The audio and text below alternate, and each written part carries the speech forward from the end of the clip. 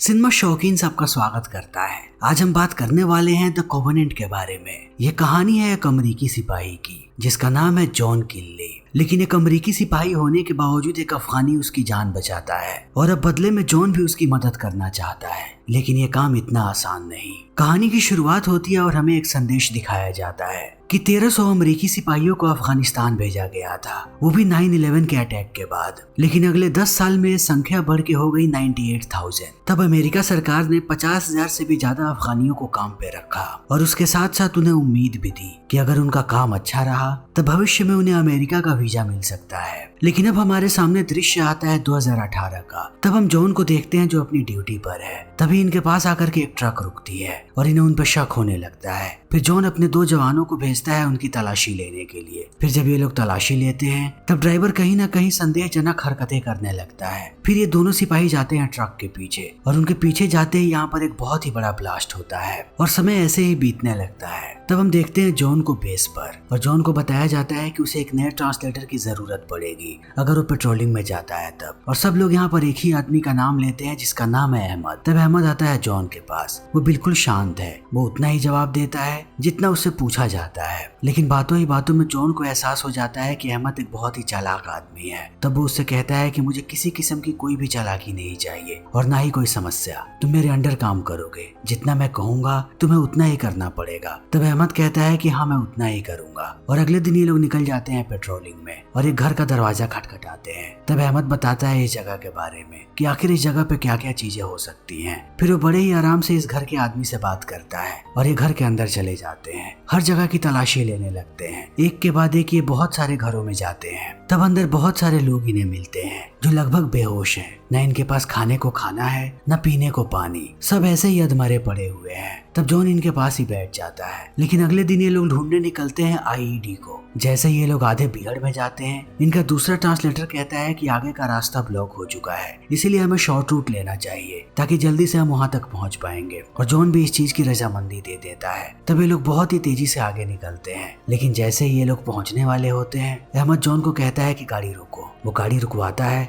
और कहता है कि बाहर खतरा है, मैं खतरे को महसूस कर पा रहा हूँ। अगर हम ऐसे ही आगे चलते रहे तब हम में से कोई भी जिंदा नहीं बचेगा। तब शुरू में जॉन उसकी बातों पर भरोसा नहीं करता। लेकिन एक वक्त के बाद वो 2 लोगों को भेजता है ऊपर कि वो पूरे जगह का मुआयना कर सके। तब जॉन भी अपनी गाड़ी से निकल आता है। लेकिन तभी ये लोग देखते हैं कि अहमद ने दूसरे ट्रांसलेटर पे बंदूक तान रखा है। तब जॉन गुस्सा हो जाता है और वो अहमद पे बंदूक तान देता है। लेकिन अंत में वो ट्रांसलेटर सारी बातों को कबूल करता है कि तालिबानियों के पास उसका पूरा परिवार है, इसीलिए उसने गद्दारी की थी। और इस चीज को देखने के बाद जॉन भी शॉक हो जाता है। तब सारे लोग वापस आने लगते हैं और ड्रोन से देखने के बाद इनके हेडक्वार्टर से इन्हें संदेश आता है कि बस ये लोग थोड़ी ही दूरी पे थे, अगर ये लोग जरा सा भी आगे जाते तब इनमें से कोई भी जिंदा नहीं बचता। और इस बात को सुनने के बाद जॉन बहुत प्रभावित होता है कि अहमद एक बहुत ही काबिल इंसान है। तब उसे अहमद की कहानी पता लगती है कि अहमद के बेटे को तालिबानियों ने मार दिया। तब अहमद ने निश्चय किया कि वो अमेरिकन फोर्स के साथ काम करेगा। जैसे ही ये बात जॉन को पता लगी, उसका नजरिया बदल गया अहमद को लेकर के।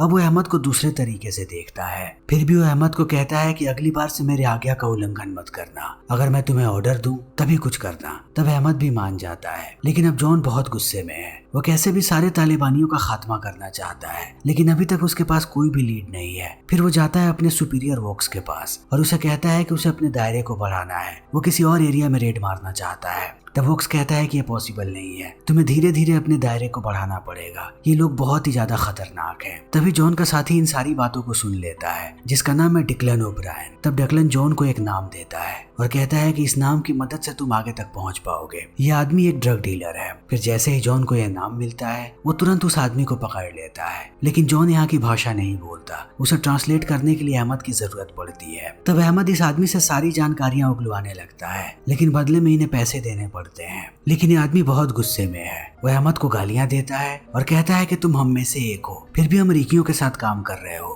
मैं तुम्हारे पूरे परिवार को खत्म कर सकता हूँ। लेकिन अहमद को इस बात से कोई फर्क नहीं पड़ता, उसे कैसे भी जानकारी चाहिए। तब जॉन से बिना पूछे वो और पैसे दे देता है यहाँ पर इस आदमी को। तब ये आदमी 2 जगह के बारे में बताता है जहाँ पर आईईडी है और ये लोकेशन इन दोनों के लिए बहुत ही महत्वपूर्ण है। जैसे ही जॉन को लोकेशन मिलती है, वो बिल्कुल भी वक्त जाया नहीं करता और अगले ही दिन ये सारे लोग वहाँ पर टूट पड़ते हैं और जाते ही इनके हाथ एक जैकपॉट लगता है। यहाँ पर बहुत सारा असला बारूद है, लेकिन तालिबानी भी यहाँ पर हर जगह भरे पड़े हैं। तब जॉन रीइंफोर्समेंट बुलाता है, लेकिन उसे बताया जाता है कि सारे लोग 15 मिनट की दूरी पर हैं। तभी यहाँ पर चारों तरफ से गोलियां चलने लगती हैं और तालिबानियों की तादाद ऐसे ही बढ़ती रहती है। लेकिन अब वो एक एक करके सारे अमेरिकी सिपाहियों को मार रहे हैं और उनकी तादाद कम होती जा रही है। ये लोग लाख कोशिश करने के बाद भी इतने सारे तालिबानियों का मुकाबला नहीं कर पाते और अंत में सिर्फ 2 लोग जिंदा बच जाते हैं, जॉन और अहमद। तब वो एक तालिबानी की गाड़ी लेते हैं और यहाँ से भागने लगते हैं, लेकिन इतनी आसानी से तालिबानी उनका पीछा नहीं छोड़ने वाले। वो भागते जाते हैं और ये लोग उनका ऐसे ही पीछा करते रहते हैं। तो बहुत देर के बाद इन्हें पता लगता है कि इनके टायर्स फ्लैट हो चुके हैं। तब ये लोग गाड़ी को साइड में लगा देते हैं और इनके पीछे गिने चुने लोग हैं, उनका खात्मा करते हैं। फिर भागने लगते हैं पर्वतों की तरफ, क्योंकि इन्हें पता है कि तालिबानी इनके पीछे ही है। इसीलिए पर्वतों के जंगल में ये लोग और भी अंदर चले जाते हैं, लेकिन अभी भी तालिबानी हर जगह फैले हुए हैं। वो इन्हें बिना मारे दम नहीं लेंगे। तब ये लोग जाकर के बैठ जाते हैं। इनके रेडियो ने भी काम करना बंद कर दिया है। इन्हें नहीं पता कि ये लोग यहाँ से कहाँ जाएं। तब जॉन कहता है कि हम रात भर यहीं पर रुकेंगे और सुबह फिर से चढ़ाई की शुरुआत करेंगे। तब ये दोनों आराम करने लगते हैं, लेकिन जैसे ही सुबह होती है हमें पता लगता है कि अहमद के पास एक तालिबानी का रेडियो है और उस पे ये लोग संदेश को सुन पाते हैं। और अगर ये लोग उन्हें सुन पा रहे हैं, इसका मतलब है कि तालिबानी बहुत ही नजदीक है। तब ये लोग दोबारा यहाँ से भागने लगते हैं और धीरे धीरे आगे जाने के बाद इन्हें पता लगता है कि हर तरफ तालिबानी भरे पड़े हैं और ये लोग चाह करके भी गोली नहीं चला सकते। तब इन्हें 2 लोग सामने नजर आते हैं। तब चुपके से ये दोनों अपने अपने चाकू को बाहर निकालते हैं और उन दोनों को स्टैब करके मार देते हैं। और यही इनकी स्ट्रेटेजी है कि बिना आवाज किए ये लोग धीरे धीरे आगे बढ़ते रहें और ऐसे ही बड़े सावधानी से ये लोग आगे बढ़ते रहते हैं। तभी एक रास्ते पे आने के बाद जॉन को एहसास होता है कि उसके ऊपर 2 तालिबानी हैं, जिनके हाथ में दूरबीन है। वो दूर देख रहे हैं और उन दोनों ने अभी उन्हें नहीं देखा है। तब जॉन वहीं पर रुक जाता है और वो धीरे धीरे पीछे जाने की कोशिश करता है, लेकिन एक वक्त के बाद वो दोनों इन दोनों को देख लेते हैं और ना चाहते हुए भी इन्हें गोलियां चलानी पड़ती है। फिर जैसे ही गोलियों की आवाज हर तरफ फैलती है, चारों तरफ से लोग यहाँ पर टूट पड़ते हैं। हर जगह से इन पर गोलियां चलने लगती हैं। तब ये लोग दोबारा भागने लगते हैं और भाग करके आके छुप जाते हैं एक छोटे से घर में।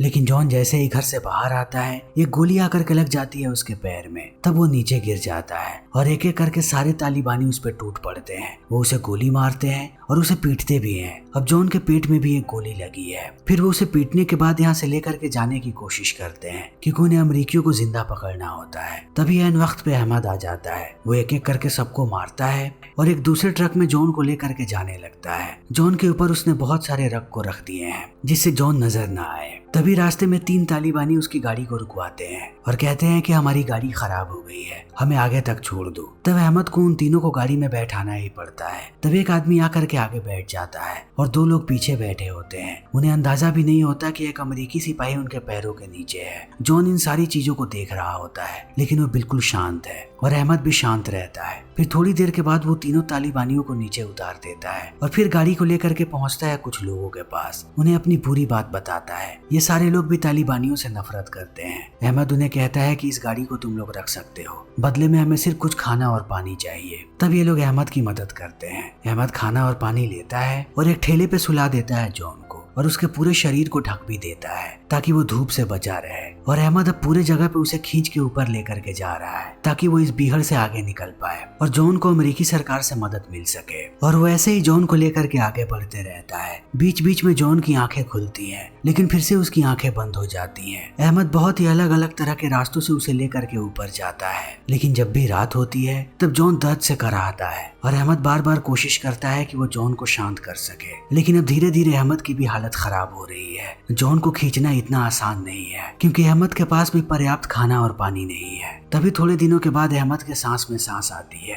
जब वो दूर से देखता है कि अमेरिकन बेस नजदीक ही है, तब एक बार फिर से वो हिम्मत जुटाता है और जल्दी जल्दी आगे बढ़ने लगता है। इसी बीच उसे एक दुकान नजर आती है। तब अहमद अपने ठेले को रोकता है और पानी खरीदने लगता है उनसे। तभी एक तालिबानी की गाड़ी आकर के यहाँ पर रुकती है और कुछ तालिबानी आते हैं पानी पीने के लिए। इसी बीच उनकी नजर पड़ जाती है ठेले पर। तब वो धीरे धीरे जाते हैं जॉन को देखने के लिए और जैसे ही वो चादर हटाते हैं, अहमद एक एक करके सबको मार देता है। लेकिन इस गोली की आवाज बहुत ही तेज है और बेस बगल में ही है। तब गोली की आवाज सुनते ही अमेरिकी सिपाही यहाँ पर आ जाते हैं और अहमद पे बंदूक तान देते हैं। तब अहमद अपने हाथों को ऊपर करता है, लेकिन जैसे ही सिपाही उसके पास आते हैं वो सबको बताता है जॉन के बारे में। तब जॉन को देख करके वो लोग खुश हो जाते हैं कि जॉन अभी भी जिंदा है। फिर जॉन का उपचार होने लगता है और देखते ही देखते 4 सप्ताह का वक्त बीत जाता है। जॉन अब अपने घर पे है अपने परिवार के साथ। फिर वो सबसे पूछता है कि अहमद का क्या हुआ। तब सारे लोग बताते हैं कि हर जगह ये खबर फैल गई कि अहमद ने तुम्हारी जान बचाई और इतने सारे तालिबानियों को मारा उसने।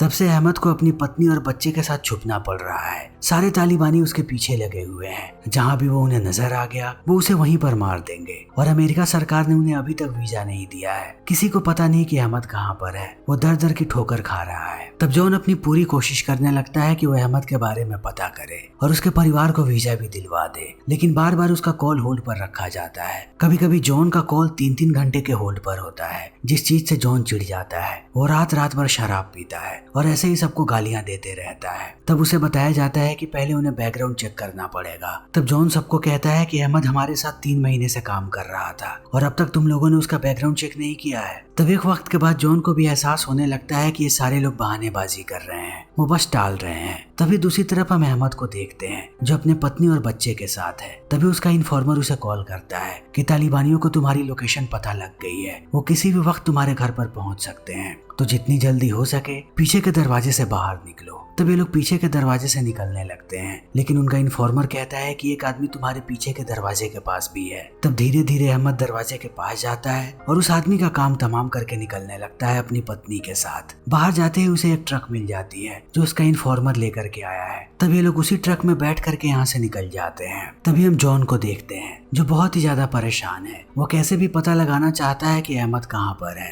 और सारी कोशिशों के बाद जब उसे कोई भी जानकारी नहीं मिलती तब वो निश्चय करता है कि वो प्राइवेट इन्वेस्टिगेटर्स की मदद लेगा, लेकिन इसमें बहुत पैसे खर्च होंगे। तब जॉन की पत्नी कहती है कि पैसों की चिंता मत करो, हम इस घर को मॉर्गेज कर देंगे। फिर ये लोग घर को मॉर्गेज करके सारे पैसे इकट्ठा कर लेते हैं। लेकिन अब जॉन को अफगानिस्तान जाना पड़ेगा, लेकिन वहाँ जाने से पहले वो पहुँचता है वोक्स के पास और कहता है कि मैं अफगानिस्तान जा रहा हूँ अहमद को लाने के लिए, लेकिन उसके आने से पहले उसके वीजा का काम हो जाना चाहिए कैसे भी। तब वोक्स भी मान जाता है। तब जॉन पहुँचता है अफगानिस्तान और वहाँ जाने के बाद एक आदमी से मदद लेता है जिसका नाम है ईडी पार्कर।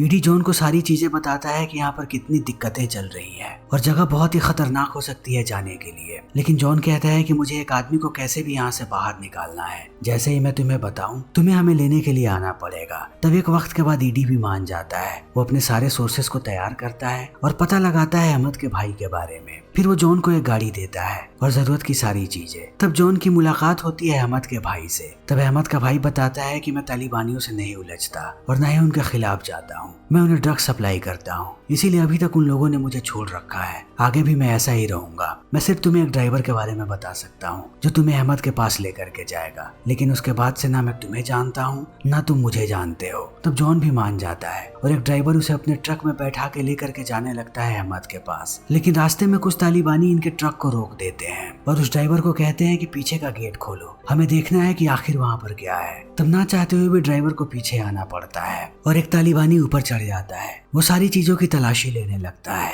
लेकिन वो जैसे ही जॉन के पास जाता है जॉन उसका काम तमाम कर देता है और दूसरे तालिबानी का भी। लेकिन अब इन्हें लाश को छुपाना पड़ेगा। तब धीरे धीरे करके ये लाशों को ठिकाने लगाने लगते हैं, लेकिन दूर से एक तालिबानी जासूस इन्हें देख लेता है। फिर वो जॉन की तस्वीर लेता है और भेजता है अपने सीनियर के पास। तब वो लोग पहचान जाते हैं कि ये जॉन है और सारे के सारे तालिबानी एक्टिव हो जाते हैं कि उन्हें कैसे भी जॉन और अहमद को मारना है। तब जॉन बैठ जाता है एक दूसरे ट्रक में और अंत में पहुंचता है वो अहमद के पास। वो धीरे धीरे उसके पास जाता है और उसके पास ही बैठ जाता है। तब ये दोनों थोड़ी देर तक बात करते हैं और जॉन अहमद को कहता है कि मैं तुम्हें यहाँ से निकालने आया हूँ, मेरे पास तुम्हारे लिए और तुम्हारे परिवार के लिए वीजा भी है, तुम मेरे साथ अमेरिका चल रहे हो। तब अहमद भी तैयार हो जाता है इनके साथ जाने के लिए, लेकिन अब सारे तालिबानी इधर ही आ रहे हैं। तभी यह खबर मिल जाती है ईडी को। फिर ईडी समझ जाता है कि यहाँ पर कितनी बड़ी लड़ाई होने वाली है, तालिबानियों की संख्या बहुत ही ज्यादा होगी। तब ना चाहते हुए भी ईडी को इवेंट को इन्वॉल्व करना पड़ता है, क्योंकि उसे सबसे खतरनाक प्लेन चाहिए जिसे कहा जाता है एंजल ऑफ डेथ। वो उसको तैयार करवा रहा है ताकि वो निकाल सके वहाँ से जॉन और अहमद को, और जितने भी तालिबानी वहाँ पर हो वो उनका काम भी तमाम कर सके। तब तक अहमद अपनी पत्नी को लेकर के तैयार हो जाता है यहाँ से निकलने के लिए, लेकिन तालिबानी इस गाँव के पास आ जाते हैं। तब ये लोग भागने लगते हैं, लेकिन ये भागते जाते हैं और तालिबानी इन पे ऐसे ही गोलियां चला रहे होते हैं। तब ये लोग भी उन पे पलटवार करते हैं और बीच में जॉन उनकी गाड़ियों को ब्लास्ट कर देता है ताकि रास्ता ब्लॉक हो जाए, लेकिन फिर भी वो इनका पीछा नहीं छोड़ते।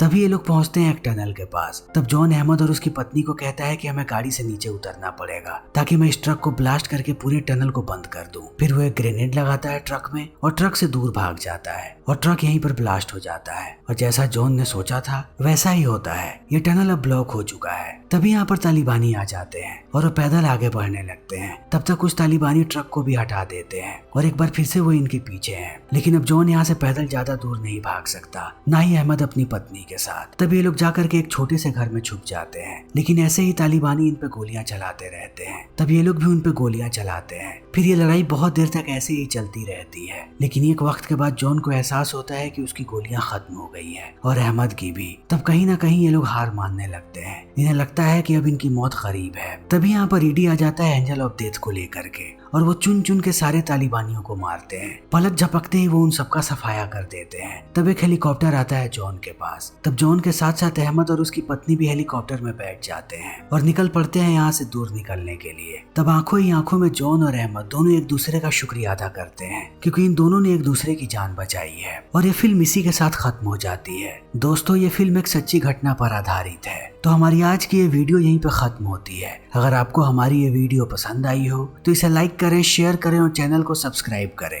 Thank you.